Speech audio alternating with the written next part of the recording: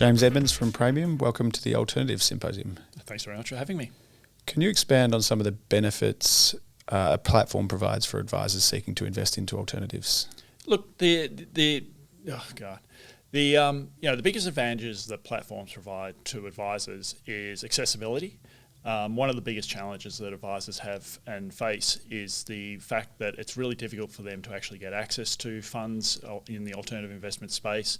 Generally, the fund managers can be small.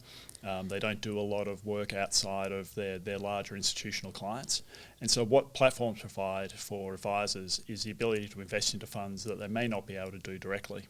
Do platforms have a role in kind of undertaking due diligence on the strategies that you add? Yeah, so any fund that gets added into our investment products has to go through an investment governance process. And that is true, obviously, for an investment account and also for a super account.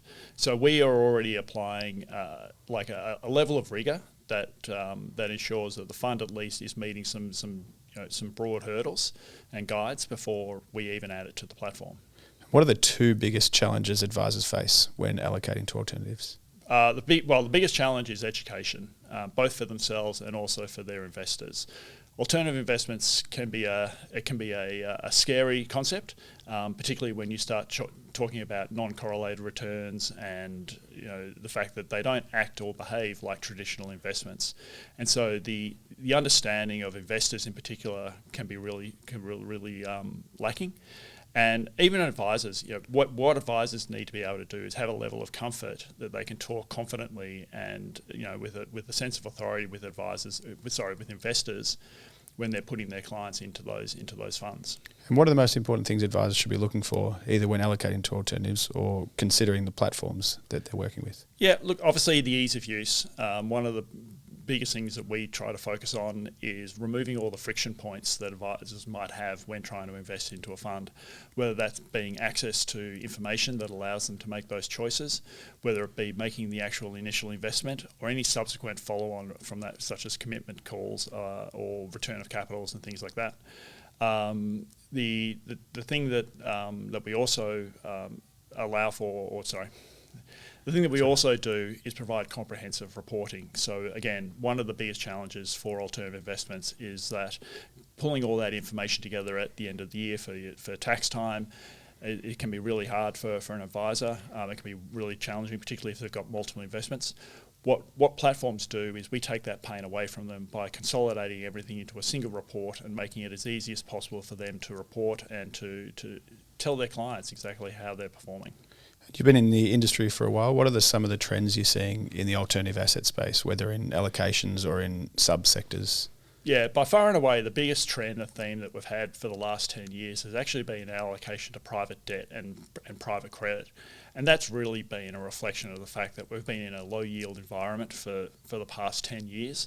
And even with interest rates beginning to creep up, we're still sitting in an environment where 10-year government bonds are paying 3.8% in a 7.5% inflation rate regime. So what advisors are really doing is allocating to private debt away from traditional fixed income to really help clients with their income. And what surprised you most about the evolution of alternatives, say, over the last decade in Australia? Yeah, look, the level of sophistication and nuance now that is where alternative investments are being used.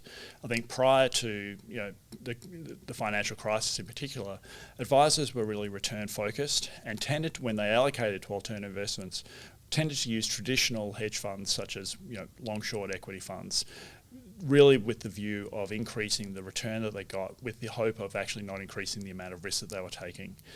What we're now seeing is advisors using alternative investments to really meet client outcomes. So as we as we spoke before, being able to generate the level of income that clients want versus being necessarily just generating an outsized return. And we saw one of the slides during your presentation showed a consistently growing allocation broadly to alternatives. Yeah, and I think can that continue? 100%, and I think part of that is because there is what fund managers are actually realising is that they can actually add value by having more products and more investments that are considered to be alternative. Because when we talk about alternative investments, we're actually saying that they behave and look different than a traditional long-only investment in equities or fixed income. And so we're seeing more innovative products coming to market.